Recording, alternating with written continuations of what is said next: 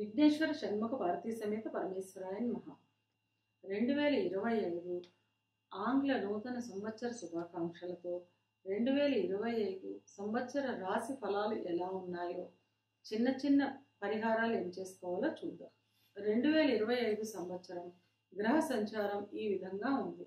మనం చెప్పుకునేవి సంవత్సర ఫలితాలు కనుక పెద్ద గ్రహాలైన గురువు, శని, రాహు, కేతువుల యుతి స్థితి గతుల ఆధారంగా ఫలితాలు ఉంటాయి. వృషభంలో సంచారం చేస్తున్న గురువు మే 15వ తేదీన మిథునంలోకి ప్రవేశిస్తాడు. కుంభంలో సంచరిస్తున్న శని మార్చి 29వ తేదీన మీనంలోకి ప్రవేశిస్తాడు. మే 18వ తేదీన మీనంలో సంచరిస్తున్న రాహు కుంభంలోకి, కన్యలో సంచరిస్తున్న కేతువు సింహంలోకి ప్రవేశిస్తారు. ఈ గ్రహస్థితిని ఆధారంగా చేసుకుని తులారాశి వారికి 2025 సంవత్సర ఫలితాలు ఎలా ఉన్నాయో చిన్న చిన్న పరిహారాలు ఏం చేసుకోవాలో చూద్దాం. చిత్త 3, 4 పాదాలు, స్వాతి 1, 2, 3, 4 పాదాలు, విశాఖ 1, 2, 3 పాదాలు కలిపి తులారాశిలో ఉంటాయి. తులారాశికి అధిపతి శుక్రుడు. తులారాశి వారికి ఈ సంవత్సరం చాలా యోగదాయకంగా ఉంటుంది.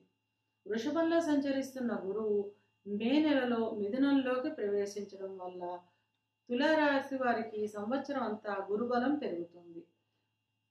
వ్యయంలో సంచరిస్తున్న కేతువు మే నెలలో లాభస్థానంలోకి ప్రవేశిస్తాడు. తద్వారా ధనలాభం, ఆభరణ లాభం, విలాస వస్తు సంపాదన, సర్వకార్య విజయం వంటి ఫలితాలు ఉంటాయి. అష్టమంలో సంచరిస్తున్న గురువు మే నెలలో నవమంలోకి ప్రవేశిస్తాడు. తద్వారా సంతాన ప్రాప్తి, వ్యాపారంలో విజయం, వృత్తి ఉద్యోగాలలో అభివృద్ధి, ఉన్నత స్థితి, నివాసంలో మార్పులు వంటి ఫలితాలు ఉంటాయి. షష్టమంలో సంచరిస్తున్న రాహువు మే నెలలో పంచమంలోకి ప్రవేశిస్తాడు. ఆస్తి, సంపద నష్టము, సంతానం వల్ల సమస్యలు వంటి ఫలితాలు ఉంటాయి. పంచమంలో సంచరిస్తున్న శని మార్చి నెలలో షష్టమంలోకి ప్రవేశిస్తాడు. తద్వారా ప్రతి పోటీలలోనూ విజయం, ఆస్తుల సంపాదన, అభివృద్ధి వంటి ఫలితాలు ఉంటాయి. ఈ సంవత్సరం ఈ 4 పెద్ద గ్రహాల స్థానం మార్పు వల్ల మిశ్రమ ఫలితాలు ఉంటాయి. గత సంవత్సరంతో పోలిస్తే ధన వ్యయం తగ్గి ధన ఆదాయం పెరుగుతుంది. వాయిదా పడుతున్న పనులన్నీ త్వరితగతిని పూర్తి చేస్తారు. సంతానం కోసం ఎదురు చూసే వారికి పుత్ర సంతానం కలిగే అవకాశం ఉంటుంది. ధార్మిక కార్యక్రమాల్లో పాల్గొంటారు. పెద్దల పట్ల గౌరవం, మర్యాద కలిగి ఉంటారు. ఇక విద్యార్థుల విషయానికి వస్తే పోటీతత్వంతో పట్టుదలతో విద్యాభ్యాసం చేస్తారు. తద్వారా ఏ పరీక్ష రాసినా గెలుపు మీ సొంతం అవుతుంది. విదేశాలకు వెళ్ళాలి అనుకునే విద్యార్థులకు ఈ సంవత్సరం చాలా మంచి సమయంగా చెప్పవచ్చు. ఉద్యోగ ప్రయత్నం చేసేవారికి ఈ సంవత్సరం మళ్ళీ ప్రయత్నం చేయవలసిన అవసరం ఉంటుంది. ఉద్యోగం చేస్తున్న వారికి శ్రమ అధికంగా ఉంటుంది. అయినప్పటికీ మీరు చేస్తున్న పనికి గుర్తింపు లభిస్తుంది. ఉద్యోగ నిమిత్తం విదేశాలలో స్థిరపడాలి అనుకునే వారికి ఈ సంవత్సరం చాలా అనుకూలంగా ఉంటుంది. వివాహ ప్రయత్నం చేసేవారికి మార్చి నెల తర్వాత వివాహం కుదిరే అవకాశం ఉంటుంది. వివాహమైన వారు మొదటి 3 నెలలు జీవిత భాగస్వామి ఆరోగ్యం పట్ల శ్రద్ధ వహించడం మంచిది. తర్వాత కుటుంబంతో కలిసి ఆనందంగా, ఆహ్లాదంగా గడుపుతారు. మీ మాటకు విలువ, గౌరవం పెరుగుతుంది. సంతానం గురించి ఎదురు చూసే వారికి మే నెల తర్వాత సంతానం కలిగే అవకాశం ఉంటుంది. సంతానం ఉన్నవారు సంతానం యొక్క నడవడికపై ధ్యాస పెట్టవలసిన అవసరం ఉంటుంది. సంతానం విదేశాల్లో విద్యాభ్యాసం చేస్తూ ఉంటే వారికి అన్ని రకాల ఎదుగుదల, గుర్తింపు లభిస్తుంది. ఇక వ్యాపారస్తుల విషయానికి వస్తే వ్యాపార నిమిత్తం దూర ప్రయాణాలు చేసే అవకాశం ఎక్కువ ఉంటుంది. తద్వారా చిన్న చిన్న అనారోగ్య సమస్యలు ఉంటాయి. భాగస్వామ్య వ్యాపారస్తుల విషయానికి వస్తే భాగస్వాముల మధ్య మంచి అవగాహన ఉంటుంది. తద్వారా వ్యాపార అభివృద్ధి ఉంటుంది. వ్యాపారం నిమిత్తం, వ్యాపార సంస్థ ఆధునీకరణ నిమిత్తం అధిక ధన వ్యయం చేస్తారు. చిన్న చిన్న అనారోగ్య సమస్యలు ఉంటాయి.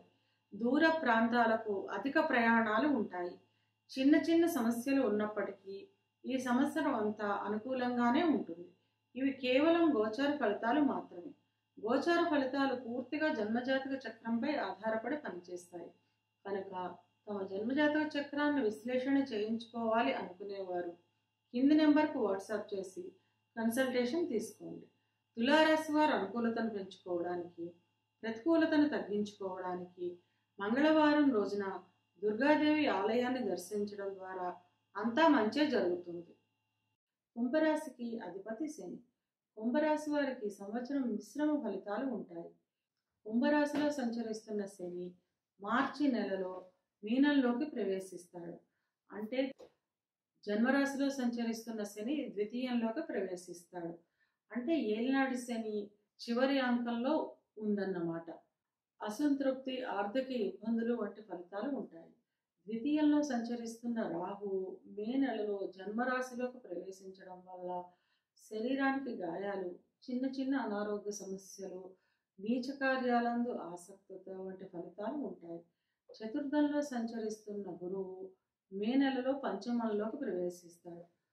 తద్వారా సర్వకార్యాలందు విజయము, రాజగౌరవం, విద్యా విజ్ఞాన ప్రాప్తి, పుత్ర సంతానం వంటి ఫలితాలు ఉంటాయి. ఈ గురుదృష్టి వలన రాహు జన్మరాశి సంచారం వల్ల ఉన్న ఇబ్బందులు తగ్గుతాయి. అష్టమంలో ఉన్న కేతువు మే నెలలో సప్తమంలోకి ప్రవేశిస్తాడు. తద్వారా వ్యాపారంలో సమస్యలు, కుటుంబంలో కలహాలు ఏర్పడతాయి. ఈ ఇబ్బందులు తగ్గించుకోవడానికి ప్రతిరోజు సర్పసూక్తాన్ని పారాయణ చేయడం లేదా వినడం ద్వారా ఈ ఇబ్బందిని తగ్గించుకోవచ్చు. ఈ సంవత్సరం కుంభరాశి వారికి గురుబలం ఉంటుంది. ఈ గురుబలం వల్ల శని, రాహు, కేతువుల వల్ల ఏ ఇబ్బందులు అయితే ఉన్నాయో అవన్నీ తగ్గించబడతాయి. విద్యార్థుల విషయానికి వస్తే విద్యార్థులకు సంవత్సరం మొదట్లో మంచి ఫలితాలు ఉంటాయి. మే తర్వాత విద్యపై ధ్యాస తగ్గుతుంది. దక్షిణామూర్తి స్తోత్రాన్ని వినడం లేదా చదవడం ద్వారా అనుకున్న ఫలితాలను సాధిస్తారు. విదేశాలకు వెళ్ళే విద్యార్థులకు మే నెల తర్వాత చాలా అనుకూలంగా ఉంటుంది. క్యాంపస్ సెలక్షన్స్కి వెళ్ళే విద్యార్థులకు సంవత్సరం మొదటి భాగంలో కోరుకున్న ఉద్యోగం లభిస్తుంది. ఉద్యోగ ప్రయత్నం చేసేవారికి మార్చి నెల తర్వాత ఉద్యోగ అవకాశాలు వస్తాయి. ఉద్యోగం చేస్తున్న వారికి ఈ సంవత్సరం పదోన్నతులు ఉంటాయి. పై అధికారుల ప్రశంసలు లభిస్తాయి. మే నెల తర్వాత ఉద్యోగానికి రాజీనామా చేయడం వంటివి వాయిదా వేసుకోవడం మంచిది. చేస్తున్న ఉద్యోగంలో పదోన్నతులు లభించే అవకాశం ఉంటుంది. అంటే ఈ ఉద్యోగానికి రిజైన్ చేసి కొత్త ఉద్యోగంలో జాయిన్ అవుదాం అనుకునే ఆలోచనను వాయిదా వేసుకోవడం మంచిది. ఎందుకంటే చేస్తున్న ఉద్యోగంలోనే ప్రమోషన్లు వచ్చే అవకాశం ఉంటుంది కనుక కంపెనీ మారదాం, ఉద్యోగం మారదాం అనుకునే ఆలోచనలు కొంచెం వాయిదా వేసుకోవడం మంచిది.